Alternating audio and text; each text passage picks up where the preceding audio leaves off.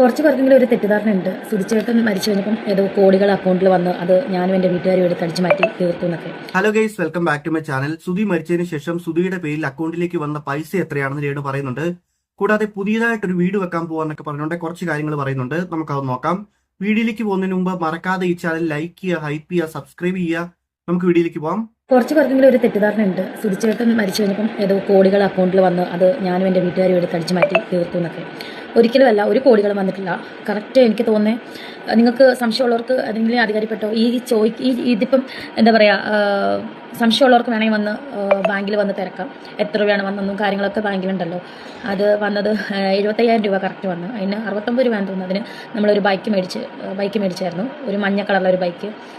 ഞാനും ഞങ്ങളെല്ലാവരും കൂടി ചെന്നാണ് കിച്ചന് മേടിച്ചു കൊടുത്തത്. കിച്ചന് പറയാൻ ഞങ്ങൾക്ക് എല്ലാവർക്കും അറിയാം. രേണു ഇവിടെ പറയാൻ ശ്രമിക്കുന്നത് സുധിയുടെ പേരിൽ ഒരുപാട് പൈസയൊന്നും വന്നിട്ടില്ല. അതായത് ആളുകളൊക്കെ പറയുന്നുണ്ട് ഹ്യൂജ് എമൗണ്ട് വന്നിട്ടുണ്ടെന്ന്. അതില്ലെന്നാണ് രേണു പറയുന്നത്. അക്കൗണ്ടിൽ കുറച്ച് പൈസ മാത്രമേ വന്നിട്ടുള്ളൂ. ആ വന്ന പൈസ കിച്ചന് വേണ്ടിയിട്ടാണ് ഉപയോഗിച്ചതെന്നാണ് രേണു ഇവിടെ പറയുന്നത്. അതൊന്നും അനാവശ്യമായിട്ട് ഉപയോഗിച്ചിട്ടില്ല എന്ന രീതിയിലാണ് ഇവിടെ സംസാരിക്കുന്നത്. സുധി മരിച്ചപ്പോഴത്തേനും അക്കൗണ്ടിൽ ആകെ വന്നത് 75,000 രൂപയാണെന്നാണ് രേണു പറയുന്നത്. എനിക്കൊരു കാര്യം ഉറപ്പുണ്ട്, 75,000 മേലെ സിംഗിൾ പേയ്മെന്റ് ആയിട്ട് ആരും അയച്ചിട്ടില്ല. അങ്ങനെ അയച്ചിട്ടുണ്ടെങ്കിൽ രേണു ഈ പരാമർശം നടത്തുമ്പോൾ അവർ രംഗത്ത് വരുമായിരുന്നു. ഇൻവെസ്റ്റ്മെന്റ് ചെയ്യുന്നുണ്ടോ? ഇൻവെസ്റ്റ്മെന്റ് ചെയ്യാൻ തുടങ്ങുന്നതേ ഉള്ളൂ. എനിക്ക് എന്തായാലും ഒരു ഇൻവെസ്റ്റ്മെന്റ് കുറച്ച് പൈസ ബാങ്കിൽ ഇട്ടിട്ടുണ്ട് ഞാൻ. അതുപോലെ ഇനിയും കുറച്ച് ഇടണം. അതുപോലെ ഞാൻ പറഞ്ഞില്ല, വീട് സ്ഥലം മേടിക്കണം. പിന്നെ പതുക്കെ ഒരു ബിസിനസ് നോക്കണം. എല്ലാം ഞാൻ ആരംഭിക്കും. കുറച്ച് ഒരു 6 മാസത്തിനകം എല്ലാം ഒന്ന് സ്റ്റാർട്ടപ്പ് ചെയ്യും. രേണു പറയുന്നത് രേണുവിന് കുറച്ച് ഇൻവെസ്റ്റ്മെന്റ് ഒക്കെ ഉണ്ട്. അത് വെച്ചിട്ട് പുതിയൊരു ബിസിനസ് തുടങ്ങണം, പുതിയൊരു വീട് വെക്കണം എന്നാണ്. സത്യം പറയുവാണെങ്കിൽ രേണുവിന് മനസ്സിലായി കാണും അഭിനയം തനിക്ക് പറ്റിയ പണിയല്ല, അതിലും ഭേദം ബിസിനസ് ആണെന്ന്. അതുകൊണ്ടായിരിക്കും ബിസിനസ്സിലേക്ക് പോകുന്നത്. എന്റെ അഭിപ്രായത്തിൽ ദാസേട്ടന്റെ കൂടെ കോമാളിത്തരം കാണിക്കുന്നേക്കാട്ടിൽ നല്ലത് ബിസിനസ് തന്നെയാണ്. ബിസിനസ്സും വീടും രണ്ടും കൂടെ ഒരുമിച്ച് ചെയ്യാനാണോ അതോ ബിസിനസ്സിൽ നിന്ന് ലാഭം കിട്ടുമ്പോഴത്തേനും വീട് വെക്കാനാണോ അതൊന്നും അറിയത്തില്ല. പക്ഷെ രണ്ടും കൂടെ ഒരുമിച്ചാണെങ്കിൽ നല്ലൊരു എമൗണ്ട് രേണുസുയുടെ കയ്യിലുണ്ട്. പല ബ്ലോഗേഴ്സും പറയുന്നുണ്ട് നല്ല പൈസ കയ്യിലുണ്ടെന്ന്. അവർക്ക് അതിനുള്ള എവിഡൻസ് ഒക്കെ കിട്ടിയിട്ടുണ്ട്. അതിനെക്കുറിച്ചിട്ടുള്ള വിവരങ്ങൾ കൺഫേം ആയിട്ടില്ല. കൺഫേം ആയിട്ട് ഞാൻ പറയാം. നിങ്ങളൊന്ന് സബ്സ്ക്രൈബ് ചെയ്ത് വെച്ചേക്ക്. ആ സമയത്ത് ഞാൻ കറക്റ്റ് ആയിട്ട് വന്ന് പറയാം. ഇപ്പൊ താമസിക്കുന്ന വീടിന്റെ പേര് സുധി ഭവൻ. രേണു വെക്കുന്ന വീടിന്റെ പേര് രേണു നിലയം. ഇതുപോലെ എന്തെങ്കിലും അങ്ങോട്ടും ഇങ്ങോട്ടും സാധനങ്ങൾ കൊണ്ടുപോകാൻ പറ്റുമോ എന്ന് ചോദിച്ചിട്ടില്ല. രേണു സുധി ഒരു കരിയർ അല്ല, ഒരിക്കലുമല്ല. ഇനി ആവുകയില്ല. അതിന്റെ ആവശ്യം ഇതുവരെ ഉണ്ടായിട്ടില്ല, ഇനി ഒട്ടും ഉണ്ടാവത്തുമില്ല. അങ്ങനത്തെ തെറ്റായിട്ടുള്ള മാർഗത്തിലൂടെ ഒരു പൈസ സമ്പാദിക്കണം എന്ന് എനിക്ക് ആഗ്രഹമില്ല. അങ്ങനെ ചെയ്തുകൊണ്ട് ഒരിക്കലും നമുക്ക് ഒരു സമാധാനം കിട്ടത്തില്ല. നമുക്ക് ഇഷ്ടമുള്ള ഇത് ചെയ്താലേ, നമുക്ക് ജോലി ചെയ്താലേ, അല്ലെങ്കിൽ ഇഷ്ടമുള്ള കാര്യങ്ങൾ ചെയ്താലേ എനിക്ക് സമാധാനം കിട്ടത്തുള്ളൂ. അതായത് ചെയ്യാൻ ഇഷ്ടമുള്ള, മനസ്സിന് സന്തോഷം ഉണ്ടാക്കുന്ന കാര്യം സബ്സ്ക്രിപ്ഷൻ ആണോ? അതായത് ആരൊക്കെയോ പറയുന്നുണ്ടായിരുന്നു രേണു വിദേശത്തേക്ക് പോകുന്നത് എന്തൊക്കെയോ കടത്താനാണെന്നൊക്കെ.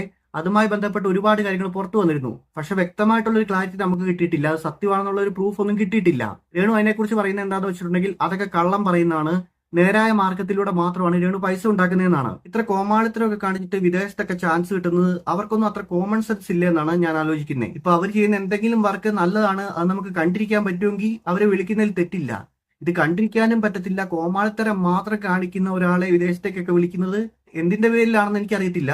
രേണു സുധിയുടെ ഭാര്യ അല്ലായിരുന്നെങ്കിൽ ഇങ്ങനെയൊക്കെ വന്ന് സോഷ്യൽ മീഡിയയിൽ കാണിച്ചിട്ടുണ്ടായിരുന്നെങ്കിൽ രേണു ആദ്യം അഭിനയിച്ച ആൽബം പോലും ഹിറ്റാകത്തില്ലായിരുന്നു. ഇങ്ങനെ കണ്ടിന്യൂസ് ആയിട്ട് ആൽബവും കിട്ടത്തില്ല, വിദേശത്ത് പോകാനുള്ള ഓപ്പർച്യൂണിറ്റിയും കിട്ടത്തില്ലായിരുന്നു. ഇതൊക്കെ സുധിച്ചേട്ടൻ ഉള്ളതുകൊണ്ടാണ് കിട്ടുന്നത്. ആദ്യത്തെ ആൽബം തന്നെ ഹിറ്റായത് എങ്ങനെയായിരുന്നു? സുധിച്ചേട്ടന്റെ പേര് സ്പ്രെഡ് ചെയ്തിട്ടല്ലേ.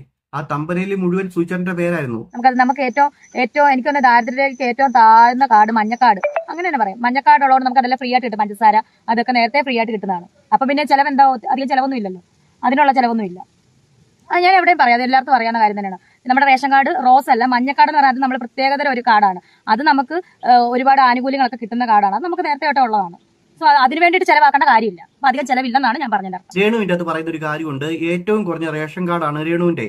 രേണു ആഗ്രഹിക്കുന്നത് വിദേശത്തൊക്കെ പോയിട്ട് ബിസിനസ് ചെയ്യാനായിട്ടാണ്. അപ്പോഴെത്ര പൈസ വേണ്ടി വരും? ഇവിടെയൊക്കെ ബിസിനസ് ചെയ്യുന്നതിന്റെ 2-3 ഇരട്ടി വേണം അവിടെ പോയിട്ട് ബിസിനസ് ചെയ്യാനായിട്ട്. 2-3 ഇരട്ടിയല്ല, അതിൽ കൂടുതൽ വേണം. ഇത്രയും പൈസയൊക്കെ കയ്യിലുള്ള രേണുവിന് എന്തിനാണ് അത്രയും കുറഞ്ഞ റേഷൻ കാർഡ്?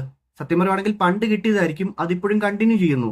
രേണു പറയുന്ന ഇത്രയൊക്കെ വർക്ക് കിട്ടിയിട്ടും വിദേശത്തൊക്കെ പോയിട്ടും രേണുവിന്റെ പൈസ ഇല്ല, ഇപ്പോഴും റേഷനാണ് കഴിക്കുന്നതെന്നാണ്. രേണു ഒഴികെ ഫാമിലിയിലുള്ള മറ്റുള്ളവരുടെ കാര്യമായിരിക്കും പറഞ്ഞേ, അവർ റേഷനായിരിക്കും കഴിക്കുന്നത്. രേണു റേഷനാന്ന് പറഞ്ഞാൽ നമ്മൾ വിശ്വസിക്കത്തില്ല. നമ്മളൊരു വീട്ടിൽ താമസിക്കുന്നതാണ്. ഇപ്പം അവർ പോക്കറ്റിൽ നിന്ന് പൈസ എടുക്കുമ്പോൾ എന്തെങ്കിലും മേടിക്കും, വേണ്ട നിങ്ങൾ വെച്ച് ഞാൻ അത്ര ഒരു സൂചന എല്ലാവർക്കും എന്താ പറയാ, സൂചന്റെ സന്തോഷം കൊണ്ട് ഇപ്പൊ ഞാൻ പറയും സൂചന എടുക്കണ്ട, ഞാൻ പൈസ എടുക്കാൻ സൂചന ഓടി ആവട്ടെ, അത് വെച്ച് ഞാൻ എടുത്തോളാം.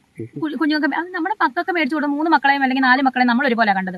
ഇച്ചു മൂത്ത കുട്ടി, 2ാമത്തെ ലുധിയാമ, 3ാമത്തെ ലെബനോ, 4ാമത്തെ റിതപ്പൻ. ഇങ്ങനെയാണ് ഞങ്ങൾ പിള്ളേരെ കണ്ടത്. അപ്പം 4 പിള്ളേർക്ക് നമ്മൾ ഒരുപോലെ ഇപ്പം മേടിച്ചു. അതിനൊന്നും കണക്ക് പറയുന്നത് അത് ചിലവാണെന്നൊന്നും ഞങ്ങൾ ആരും അങ്ങനെ കരുതുന്നില്ല. കിച്ചു പറഞ്ഞ കാര്യം പക്ക വ്യക്തമാണ്. നിങ്ങൾ പറയുന്ന കാര്യം വ്യക്തമല്ല. കിച്ചു പറഞ്ഞ എന്താണ്, ആ വീട്ടിലെ തുടക്കം മുതലേ എല്ലാ ചിലവുകളും മരിക്കുന്നവരെ സുധിയാണ് നോക്കിയെന്നാണ്.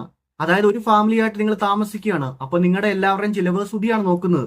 രേണുവിന്റെ ചിലവും മക്കളുടെ ചിലവും നോക്കാനുള്ള ഉത്തരവാദിത്വം സുധിക്കുണ്ട്. ചേച്ചിയുടെ ഭർത്താവിന്റെ ഒക്കെ ചിലവ് എന്തിനാണ് നോക്കുന്നേ? അതായത് ആ കുടുംബത്തിന്റെ ചിലവ് മുഴുവൻ സുധി നോക്കുന്നു. നിങ്ങൾക്കും മക്കൾക്കും വേണ്ട പൈസയാണ് നിങ്ങളുടെ ചേച്ചിക്കും ചേട്ടനും ഒക്കെ പോകുന്നേ. ഈ ഉരുണ്ട് കളിക്കുമ്പോൾ തന്നെ മനസ്സിലാവും കിച്ചു പറഞ്ഞ കാര്യങ്ങൾ സത്യമാണെന്ന്. നമ്മളൊരു വീട്ടിൽ താമസിക്കുന്നതാണ്. ഇപ്പം അവര് പോക്കറ്റിൽ നിന്ന് പൈസ എടുക്കുമ്പോൾ എന്തെങ്കിലും മേടിക്കും, വേണ്ട നിങ്ങൾ വെച്ച് ഞാൻ അത്ര ഒരു സൂചന എല്ലാവർക്കും ആ പറഞ്ഞ കാര്യം സത്യമാണെന്ന് നിങ്ങൾ സമ്മതിക്കുന്നുണ്ടല്ലോ, അത് തന്നെ ധാരാളം. അല്ല, സുധിച്ചേട്ടനെ സാമ്പത്തികമായിട്ട് സഹായിച്ചുകൊണ്ടിരുന്നത് രേണുവിന്റെ ഫാമിലി വല്ലപ്പോഴും ഒക്കെ ചെയ്യുമായിരുന്നു. സുചേട്ടൻ എപ്പോഴും ഒന്നും ജോലി ഇല്ലല്ലോ. ഈ സെലിബ്രേറ്റ് എന്നൊക്കെ നമ്മൾ അതായത് മിമിക്രി ആർട്ടിസ്റ്റ് ആയിരുന്നു അദ്ദേഹത്തിന്. ഇപ്പോഴും ഇപ്പം ജോലിയൊന്നും കാണത്തില്ല. ഒരുപാട് എന്താ പറയാ, ചില സമയം വീട്ടിൽ ഇരിക്കുന്ന സമയം ഉണ്ടെങ്കിലും പപ്പ അതൊക്കെ ജോലിക്ക് പോയൊക്കെ ചെയ്തിട്ടുണ്ട്. നമ്മൾ കണ്ട കാര്യങ്ങളല്ലേ അതൊക്കെ, നമ്മൾ അനുഭവിച്ച കാര്യങ്ങൾ. നമ്മൾ എന്തിനാ കള്ളത്തരം പറഞ്ഞ് നമുക്കൊന്നും നേടാനില്ലല്ലോ. എന്തൊരു കഷ്ടം. ഇവരെന്തെങ്കിലും കാര്യം സത്യം പറയുന്നുണ്ടോ എന്ന് എനിക്ക് ഡൗട്ട് ഉണ്ട്. കാരണം സ്റ്റാർ മാജിക്കിൽ 35,000-40,000 രൂപ കിട്ടിക്കൊണ്ടിരുന്ന ഒരാളാണ്. ഇതൊക്കെ അവൾ എങ്ങനെങ്കിലും ജീവിച്ചോട്ടെ എന്ന് പറഞ്ഞ കുറെ ടീംസ് ഇല്ലേ, അവരോട് പറഞ്ഞാൽ മതി. നമ്മളൊന്നും വിശ്വസിക്കത്തില്ല. കാരണം നമുക്കറിയാം സൂചേട്ടൻ നിങ്ങളുടെ വീട്ടിൽ വന്നിട്ട് എന്തൊക്കെ ചെയ്തിട്ടുണ്ടെന്ന്. ഇപ്പൊ സൂചേട്ടനെ പറ്റി നിങ്ങളുടെ ഫാമിലിനെ പറ്റി എല്ലാം അറിഞ്ഞിട്ട് തന്നെയാണ് വീഡിയോ ചെയ്യുന്നത്. രേണുവിന്റെ കുടുംബം ജീവിച്ചു പോയാൽ എത്ര രൂപ ഒരു മാസം ചെലവുണ്ട്? അയ്യോ, എനിക്ക് അങ്ങനെയൊക്കെ എങ്ങനെയാണ്. എന്നാലും ഏകദേശം എത്ര രൂപ ഒരു മാസം ചെലവിന് കൊടുക്കും? നമ്മൾ ഇപ്പൊ ആദ്യമൊക്കെ വാടക വിടാകുമ്പോൾ വാടക കൊടുക്കണം, കറണ്ട് ചാർജ്, പിന്നെ നമ്മൾ കഴിക്കുക, ഫുഡ് കഴിക്കുക, പിള്ളേരുടെ വിദ്യാഭ്യാസ കാര്യങ്ങൾ. ഏകദേശം എത്ര ഒരു സാധാരണ കുടുംബം ജീവിച്ചത് എങ്ങനെയാണ് ജീവിച്ചു പോകുന്ന അത്രയും ചെലവ്. വാടകയായിരുന്നു ഏറ്റവും കൂടുതൽ നമ്മൾ കൊടുത്തുകൊണ്ടിരുന്നത്. 50,000 രൂപ വരും ഒരിക്കലും ഇല്ല. എന്തിനാ 50,000 രൂപ ഒന്നും ഇല്ല.